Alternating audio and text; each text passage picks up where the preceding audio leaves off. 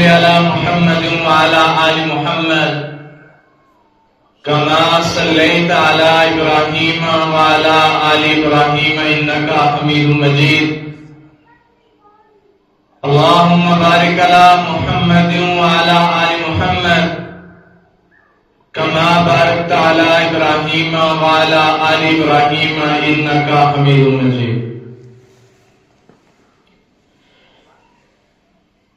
ایمانی بھائیوں، بزرگوں، عزیز ساتھیوں، مسجد حاضہ کے باشعور نمازیوں، ارباب علم و دانش،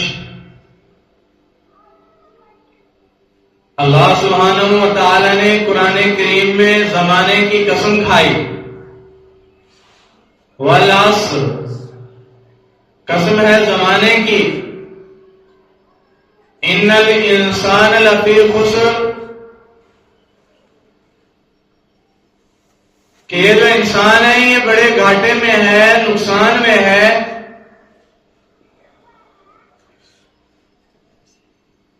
الا الذین آمنوا، مگر کہ وہ ایمان لایا، وعملوا الصالحات، اور اچھے اعمال کیے، وتواصوا بالحق، اور حق بات کو قبول کیا، حق پر کھڑا رہا، وتواصوا بالصبر، اور صبر اختیار کیا۔ یہ لوگ ایمان پر رہے تو کامیاب ہو گئے، ورنہ تو سارا زمانہ خسارے میں۔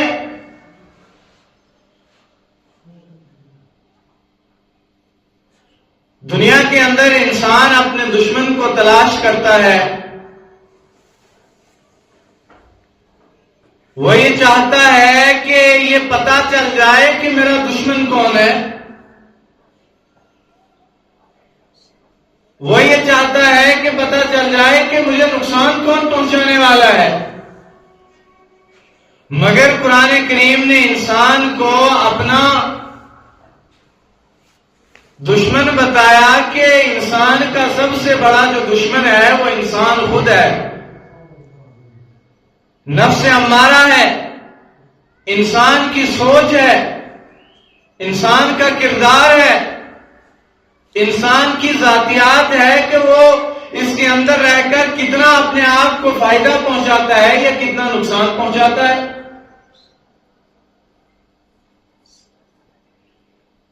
علامہ اقبال رحمہ اللہ نے کہا، بھروسہ کچھ نہیں اس نفس امارہ کا ہے شاہد، فرشتہ بھی یہ ہو جائے تو اس سے بدگماں رہنا۔ یہ انسان کو اکساتا ہے، یہ انسان کو ابھارتا ہے گناہ کی طرف، یہ انسان کو ابھارتا ہے تذلیل کی طرف، یہ انسان کو ابھارتا ہے تنقید کی طرف، اپنے آپ کو ولی کامل بتاتا ہے، دوسروں کو گناہگار پیش کرتا ہے، دوسروں کو چھوٹا سمجھنے کے لیے انسان کو اکساتا ہے، آمادہ کرتا ہے۔ اس سے یہ پتہ چلا کہ انسان کا سب سے بڑا دشمن تو انسان خود ہے۔ حضرت سیدنا عمر رضی اللہ تعالیٰ عنہ کا زمانہ ہے، کسی وجہ سے کافر کے ساتھ لڑائی ہو گئی، یا غالباً جنگ کا زمانہ تھا، جنگ کا میدان تھا، تو حضرت سیدنا عمر بن خطاب نے جب اس کافر کو، اس دشمن کو زمین پر گرایا اور اپنی تلوار اس کی گردن پر رکھی تو اس نے منہ پر تھوک دیا۔ عمر بن خطاب رضی اللہ تعالیٰ عنہ نے تلوار ہٹا دی، پاس کھڑے ساتھیوں نے کہا، حضرت آپ نے تلوار ہٹا دی، یہ زمین پر تھا، آپ اس کو مار سکتے تھے۔ تو اتنا بڑا جملہ کہا کہ جس کی قیمت زمین اور آسمان لگائی جائے تو نہیں ہے۔ فرمایا کہ اس سے پہلے جو میں اس کو مار رہا تھا وہ دین کی وجہ سے تھا، اب میری نیت کے اندر غصہ بھی شامل ہو گیا، اگر اب میں نے اس کو مار دیا تو میں اپنے انتقام کی بنا پر اس کو ماروں گا، اللہ کے راستے پر نہیں مار سکتا۔ تو یہاں لڑائی کا کیا مدعا ہے؟ یہاں لڑائی کی کیا وجہ ہے؟ یہاں لڑائی کی وجہ ہے اونچ نیچ، قومی تعصب، برادری، حسب و نسب، رنگ و نسل، امیر غریب، چھوٹا بڑا۔ یہ تو نبی علیہ الصلوۃ والسلام کے زمانے میں جب حضور علیہ الصلوۃ والسلام کی پیدائش ہوئی، حضور کا ظہور دنیا میں ہوا، اس سے پہلے تو یہ روایت ساری کی ساری عربوں میں تھی۔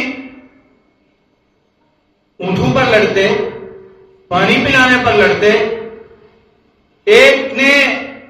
دوسرے کے اونٹ سے پہلے پانی پی لیا، اس کے اوپر سالوں تک لڑائیاں ہوتی، قومی تعصبات پر لڑائیاں ہوتی۔ خلافت راشدہ کا جو اختلاف بنا، خلافت راشدہ کی جو بنیادی اختلافی وجہ تھی وہ یہی تھی کہ نبی علیہ الصلوۃ والسلام نے جس کو خلیفہ بنایا وہ تو قبیلہ بنی تیم میں سے ہے، وہ تو ہمارے برابر کا نہیں ہے، وہ تو چھوٹے قبائل کا آدمی ہے، وہ نبی کا جانشین کیسے بن گیا؟ گویا جب اختلاف ہوا تو اس نے اپنے آپ کو ایسے، اس اختلاف نے ایسے زد میں لیا کہ پھر خلفائے راشدین جیسے معتبر اور جو ہے معظم لوگوں کو بھی نہیں چھوڑا۔ تو گویا آج کے زمانے میں اگر کوئی بندہ کسی جو ہے حسب و نسب یا رنگ و نسل یا قومی یا برادری کے لحاظ سے لڑتا ہے تو یہ کیا سمجھتا ہے کہ وہ اس کا ایمان باقی بچ گیا؟ وہ یہ کیا سمجھتا ہے کہ میں جو ہے مسجد کے اندر سجدہ کرتا ہوں، نمازیں پڑھتا ہوں، دوسرے کا بغض جو ہے سینے میں لے کر آتا ہوں، تو پھر یہ چیز ہم یہ سمجھتے ہیں کہ ہم جو ہے مسجد کے اندر بیٹھے ہیں، ہم جو ہے نمازی ہیں، ہم جو ہے متقی ہیں، پرہیزگار ہیں، تمام چیزیں یک طرف ہو گئی، اور آپ کا دل کے اندر حسد رکھنا، کینہ رکھنا، بغض رکھنا، ایک دوسرے کے لیے اختلاف رکھنا آپ کے ایمان کو، آپ کی جو ہے آپ کی عبادت کو اس طرح ضائع کرتا ہے گویا آپ کی عبادت کو لکڑی سوکھی نے، آگ نے اس لکڑی کو کھا دیا۔ اللہ کے نبی علیہ الصلوۃ والسلام کا حجۃ الوداع کا موقع ہے، محبوب دو عالم صلی اللہ علیہ وسلم نے اعلان فرمایا الیوم اکملت لکم دینکم واکملت علیکم نعمتی ورضیت لکم الاسلام دینا۔ عرفات کے پتھر موجود ہیں گواہی دینے کے لیے کہ نبی علیہ الصلوۃ والسلام نے کہا لوگوں تمہارے اوپر آج دین مکمل ہو گیا، آج سب کو برابر کر دیا، واعتصموا بحبل اللہ جميعا ولا تفرقوا، آج اختلافات کو ختم کر دیا،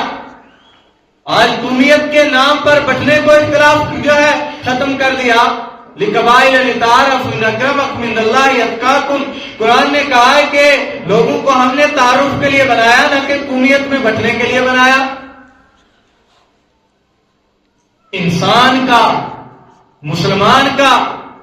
کچھ تو معیار ہونا چاہیے، کچھ تو کردار ہونا چاہیے۔ آپ مسلمانوں سے ہٹ کر دوسرے کسی بھی مذہب کو دیکھیں، اس کے اندر جھوٹ چھات ہے، اونچ نیچ ہے، چھوٹے بڑے ہیں، قبائل و تعصب ہیں۔ اگر کوئی اونچی ذات کا ہے تو نیچے والی ذات کا اس کی تقریب میں شامل نہیں ہو سکتا۔ تو محمد رسول اللہ صلی اللہ علیہ وسلم کا دنیا کے اندر آنے کا یہی مقصد تھا کہ ہم سب کو ایک ہی صف میں کھڑے کر کے چلا جائیں۔ آج قریشی، آج ہاشمی، آج سید، آج جو بھی ہے سب کے سب ایک ہی صف میں کھڑے ہو گئے۔ تو گویا انسان کا سب سے بڑا دشمن اگر کوئی ہے تو انسان کا نفس ہے، انسان خود ہے۔ اختلافی باتیں آئیں تو تعصبات کی ایسی آگ لگی کہ رشتوں کے تعلق کو ختم کر دیا، پڑوس کا لحاظ نہیں رکھا، مذہب و ملت کا لحاظ نہیں رکھا۔ نبی علیہ الصلوۃ والسلام کے سامنے جب میری اور آپ کی اس بنا پر پیشی ہوتی ہے تو حضور نبی کریم صلی اللہ علیہ وسلم کے سامنے ہمیں کھڑا کیا جائے گا تو یہ سوال کیا جائے گا کہ میں آپ کو ایک قلم کے نیچے جمع کر کے آیا تھا، میں آپ کو ایک جھنڈے کے نیچے جمع کر کے آیا تھا، اب تم بتاؤ کہ تم نے یہ جو لڑائی تعصبات کی بنا پر قومیت کے نام پر کی، پٹھان نے گجر سے کی، گجر نے پٹھان سے کی، سید نے غیر سید سے کی، کوئی راجپوتوں کے نام پر لڑ رہا ہے، کوئی کسی اور نام پر لڑ رہا ہے، کوئی کسی برادری کے نام پر ایک دوسرے پر تنقید کر رہا ہے. تو نبی علیہ الصلوۃ والسلام کے سامنے جب میری اور آپ کی پیشی ہوگی تو نبی علیہ الصلوۃ والسلام آپ سے یہ سوال کریں گے کہ ہم آپ کو ایک کلمے کی بنا پر ایک قلم کے نیچے جمع کر کے آئے تھے، اور وہ علم تھا لا الہ الا اللہ محمد رسول اللہ صلی اللہ علیہ وسلم، تو ہمارے پاس پھر بچنے کا جواز کون سا ہو سکتا ہے؟ مسجدیں بٹ گئی. مسجد کس نام پر بٹی؟ کسی نے کہا ہماری ہے، دوسرے نے کہا میری ہے، کسی نے کہا دیوبندیوں کی ہے، بریلوی نہیں آ سکتے، بریلویوں نے کہا لدیسوں کیا ہم نہیں جا سکتے. ہر ایک دوسرے کو جو ہے مذہبی ٹھیکیداروں نے اپنے آپ کو جو ہے دین کا علمبردار پیش کیا، ٹھیکیدار پیش کیا، امت کو پاش کر کے رکھ دیا. تو جب غیر کو اس بات کا علم ہوا اس نے ہمیں گریبان سے آ کر دبوچ لیا. وہ یہ وجہ تھی کہ ان کو پتا ہے کہ یہ مشترکہ نہیں ہے، یہ ایک مشت نہیں ہے، ہم ان کو جو ہے ایسے بکھیر دیں گے کہ انسان اس بات کو سمجھ ہی نہیں سکتا. حضرت سیدنا عمر رضی اللہ تعالیٰ عنہ کا زمانہ ہے. نبی علیہ الصلوۃ والسلام کے جانشین خلیفہ رد وارث مصلی رسول فجر کی نماز پڑھا رہے ہیں. یہودی آیا فیروز نامی لولو، اس نے 2 دھاری خنجر حضرت سیدنا جو ہے عمر بن خطاب رضی اللہ تعالیٰ عنہ کے پیٹ میں مارا. تو حضرت سیدنا عمر رضی اللہ تعالیٰ عنہ جب گرے تو اولاد سے صحابہ سے پوچھا کہ ذرا یہ تو بتاؤ کہ میرے قتل کے اندر ہمارا کوئی اپنا مسلمان تو شامل نہیں ہے؟ اگر شامل ہے تو میں اس کو معاف کرتا ہوں، اور اگر مسلمان شامل نہیں ہے تو میرے زندہ رہنے تک کوئی کسی سے انتقام نہیں لے سکتا. جب میں دنیا سے چلا جاؤں، مجھے جب دفن کر دیا جائے تو تمہیں اختیار ہے کہ تم میرے قتل کے اوپر قصاص لے لو. بدلے کا نہیں کہا، یہ نہیں کہا کہ اب جو ہے نسلوں تک یہ لڑائیاں چلیں گی. حضرت عثمان غنی رضی اللہ تعالیٰ عنہ کا زمانہ خلافت ہے. 40 دن تک جو ہے مدینے کے اس مظلوم کو گھر کے اندر جو ہے بغیر کھانے پانی کے رکھا ہوا ہے. صحابہ نے حضرت علی رضی اللہ تعالیٰ عنہ نے کہا امیر المومنین ہم آپ کو جو ہے حضرت امیر معاویہ رضی اللہ تعالیٰ عنہ کی طرف بھیج دیتے ہیں، وہاں جائے خلافت بھی ہے، وہاں سے آپ حکومت کریں. تو سیدنا عثمان غنی رضی اللہ تعالیٰ عنہ نے کہا کہ میں ایسے حالات میں اپنے نبی کے شہر کو اس لیے نہیں چھوڑتا کہ یہ امن والا شہر ہے، اس شہر میں اتحاد و اتفاق نبی علیہ السلام نے سکھایا ہے. صحابہ نے کہا حکم کریں ہم ان جو ہے لوگوں کو یوں تلواروں کی نوک سے ایسے پیس کر رکھ دیں گے. تو حضرت عثمان غنی رضی اللہ تعالیٰ نے فرمایا نہیں، میں نہیں چاہتا کہ نبی کے سامنے والے شہر میں خون بہے، قتل ہو، لڑائیاں ہوں. تو یہ سبق تھا امت کو کہ اتحاد مسلمان کی شان ہے، اتحاد مسلمان کی ریڑھ کی ہڈی ہے. وقف بورڈ کا مسئلہ جب چلا تو میں نے ان دنوں بھی یہ بات کہی کہ لا کی ترمیم کا ہو جانا کوئی عام بات نہیں ہے. اسمبلی میں کسی کے خلاف کوئی بل پاس کر دینا یا کسی جو ہے مذہب کے نام پر کسی جو ہے ایکٹ کے اوپر، کسی لا کے اوپر بحث کرنا، یہ کوئی ایسے عام بات نہیں ہے کہ کوئی آیا اس نے بحث کر دی. اس سے پہلے یہ سالوں کی محنت ہوتی ہے کہ ہمیں یہ پتا تو چلے کہ ہمارے اس قدم کے اٹھانے کے بعد اس کے نقصانات اور فائدے کیا ہیں. وقت کا مسئلہ چلا، مسلمان جو ہے 2 جمعیت میں بٹے تھے. کوئی کہہ رہا تھا دیوبندیوں کا مسئلہ ہے، کوئی کہہ رہا تھا بریلویوں کا مسئلہ ہے، کوئی کہہ رہا تھا اہل حدیثوں کا مسئلہ ہے، کوئی کہہ رہا تھا اہل تشیع کا مسئلہ ہے. سب نے اپنی اپنی بات کو سامنے رکھا اور اس کا یہ نقصان ہوا کہ امت کے اندر جو انتشار ہوا، جو نقصان ہوا، وہ صرف اور صرف اگر کسی قوم کو ہوا تو وہ مسلمان تھے، نہ انہوں نے دیکھا دیوبندی تھے، نہ دیکھا بریلوی تھے، نہ دیکھا کسی اور نام جو ہے مذہب کے تھے، انہوں نے نام والے کو دیکھا اور نقصان پہنچا دیا۔ اس لیے میں یہ بات کہنے میں ایک رائی کے دانے کے برابر بھی ہچکچاہٹ نہیں رکھتا۔ مسلمانوں کو چاہیے کہ وہ اپنی سیاسی قیادت کو مضبوط کریں، اس لیے کہ جب مسلمانوں کی قیادت مسلمانوں کی ہوگی، مسلمان کا مقدمہ مسلمان لڑنے والا ہوگا، تو کسی کو یہ جرت نہیں ہوگی کہ وہ مسلمان کے کسی کام کی طرف، مسلمان کے کسی جو ہے کیے گئے کام کی طرف یا مسلمان کو نقصان دینے والے عمل کی طرف کوئی نظر اٹھا کر دیکھے۔ پنجابیوں کے اندر ایک کہاوت بڑی مضبوط ہے اور مشہور بھی ہے، وہ اکثر یہ بات کہتے ہیں کہ ساڈا حق اتھے رکھ۔ جب مسلمانوں کی قیادت مضبوط ہوگی تو وہ اپنے حقوق کے لیے لڑیں گے، وہ مسلمان قرآن کے لیے لڑیں گے، وہ مسلمان نبی علیہ السلام کی سنت و شریعت کے لیے لڑیں گے۔ وہ اس لیے لڑیں گے کہ انہیں دکھے گا کہ مسلمان کی ذات، مسلمان کی شان، مسلمان کا کام اور مسلمان کا قرآن، مسلمان کی مسجد، مسلمان کا مدرسہ، یہ تمام چیزیں جو ہے خطرے میں ہیں۔ نبی علیہ الصلوۃ والسلام کے دنیا سے جانے کا وقت آیا تو حضرت سیدنا عمر جو سیدنا صدیق اکبر رضی اللہ تعالیٰ عنہ خلیفہ وقت بنے، زکوٰۃ کا مسئلہ بڑے عروج پر تھا، اور حضور صلی اللہ علیہ وسلم کا دنیا سے جانے کا وقت آیا۔ اختلاف نے سر اٹھانا چاہا، لیکن جانشین رسول صلی اللہ علیہ وسلم بھی ایسے تھے کہ انہوں نے ان تمام فتنوں کو سرنگوں کر کے دکھایا۔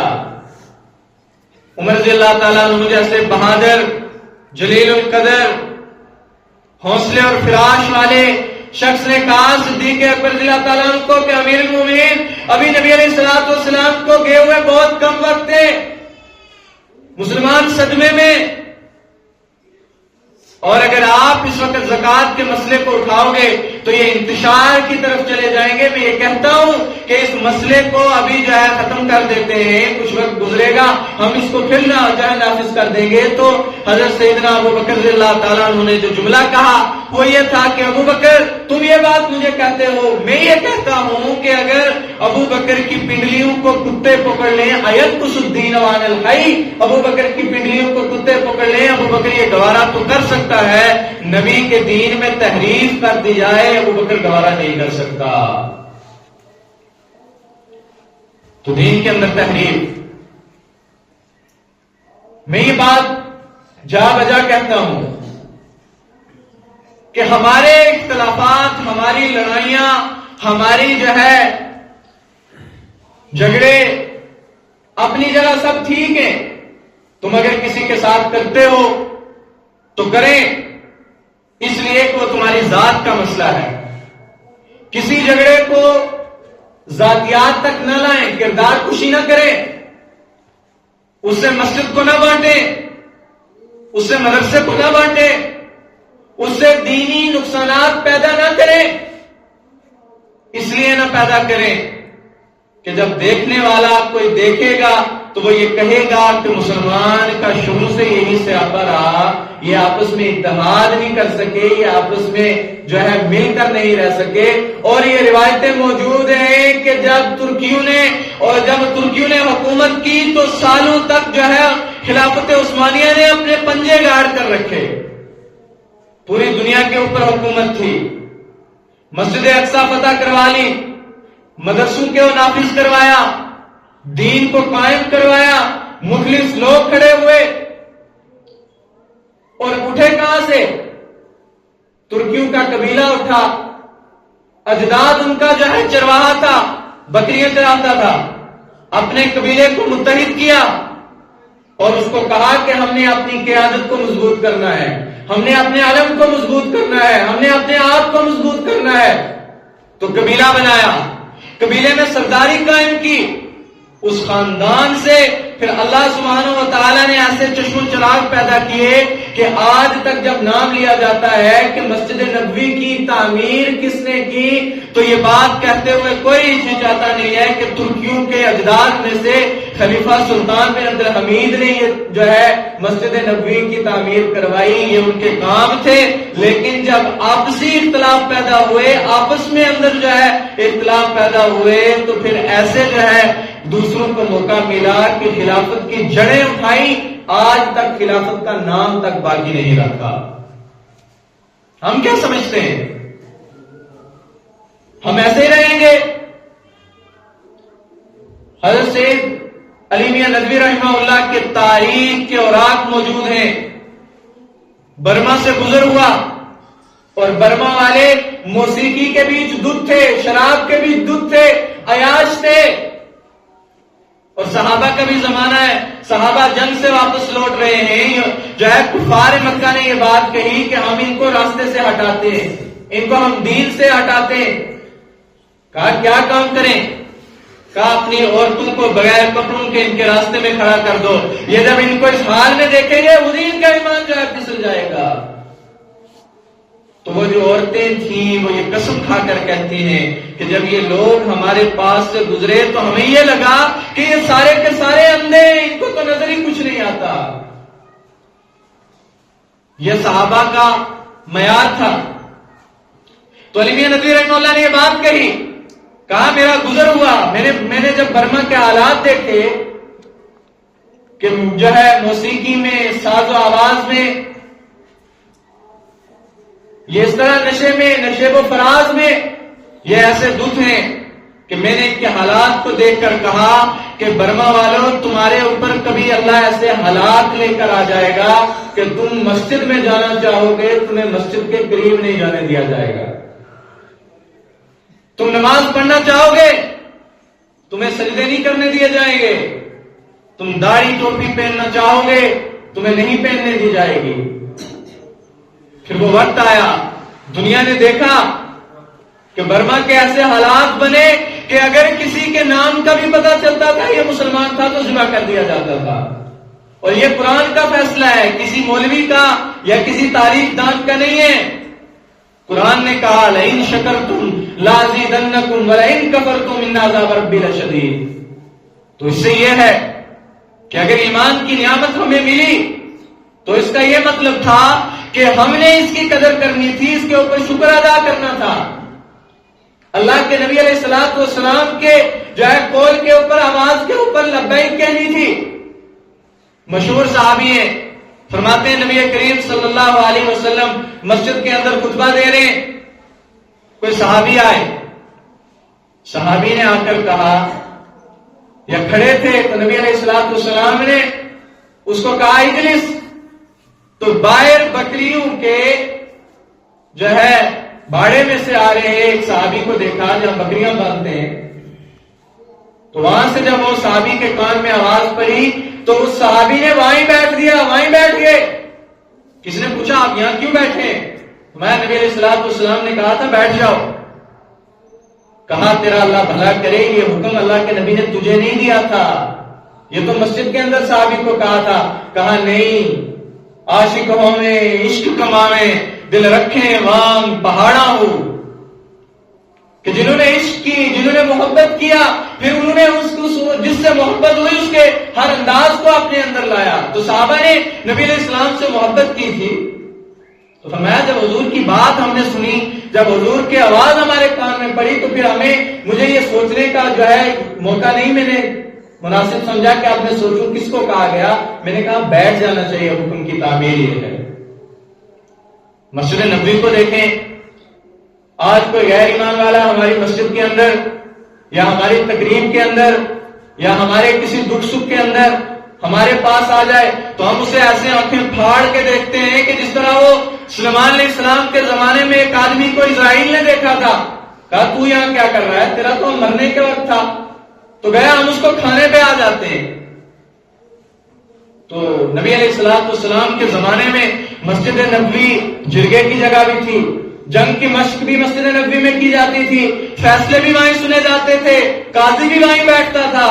اور سزائیں بھی وہیں دی جاتی تھی، حتیٰ کہ یہاں تک روایات میں آیا کہ مسجد کے اندر جو ہے صحابہ مشق کر رہے تھے، سیدنا عائشہ صدیقہ رضی اللہ تعالیٰ عنہا نے حضور علیہ السلام کو کہا، یا رسول اللہ صلی اللہ علیہ وسلم مجھے صحابہ کو دیکھنا ہے تلوار کیسے سیکھتے ہیں۔ تو اللہ کے نبی دروازے پر کھڑے ہوئے اور اما عائشہ جو ہے کافی دیر تک وہ دیکھتی رہی صحابہ کس طرح مشق کر رہے تھے۔ اس مسجد نبوی کے اندر ایک کافر داخل ہوتا ہے اور رات کو اللہ کے نبی صلی اللہ علیہ وسلم میزبانی کرتے ہیں، کھانا کھلاتے ہیں، اپنا وہ بستر جس بستر کے اوپر وحی اترتی ہے، اپنی وہ چادر جس کی قرآن قسمیں کھاتا ہے، وہ دیا آرام کرنے کے لیے۔ اس نے بھی موقع کو غنیمت سمجھا تو مسجد کے اندر جو ہے محبوب دو عالم صلی اللہ علیہ وسلم کے بستر کے اوپر پیشاب کر دیا، اور جب پیشاب کیا تو صبح جو ہے روشنی کھلتے ہی اس نے اپنا سامان اٹھایا تو مسجد سے بھاگ گیا۔ بعد میں پتہ چلا کوئی ضرورت کی چیز رہ گئی، واپس آیا تو دیکھا اللہ کے نبی علیہ الصلوۃ والسلام اپنے مبارک ہاتھوں کے ساتھ بستر دھو رہے ہیں۔ یعنی صحابہ کو کہا پیچھا کرو، پکڑ کر لاؤ، اس کو نشان عبرت بناتے ہیں، اس کو آج کے بعد مسجد میں نہیں آنے دیتے، اس نے مسجد کے اندر پیشاب کر دیا۔ نہیں، جو اللہ نے قرآن کریم کو اتارا انک لعلی خلق عظیم، یا رسول اللہ صلی اللہ علیہ وسلم، لوگ تو کہتے ہیں کہ اخلاق ہیں، لیکن یا رسول اللہ اللہ نے آپ کو ایسے بنایا کہ جیسے آپ سے پوچھ کر کہا گیا ہو یا رسول اللہ صلی اللہ علیہ وسلم ہم آپ کو ایسا بنا دیں، آپ کے اخلاق ہمیں ایسے بنا دیں۔ تو یہاں اس کا الٹ ہے، اس کے برعکس جو ہے مسلمان چلتا ہے۔ بریلویوں کی مسجد میں دیوبندی چلا گیا تو مسجد دھونی شروع کر لی، دیوبندیوں کی مسجد میں بریلوی آ گیا تو جبتی آ گئے، مشرک آ گئے، الرسو کے وہاں چلا گیا کہ وہابی آ گئے۔ مطلب یار سوچ کہاں چلی گئی، ہم کس جو ہے کہاں پہنچ گئے؟ نہ کردار رہا، نہ معیار رہا، نہ وہ دینی اخلاق رہے، نہ وہ اسباق رسول رہا،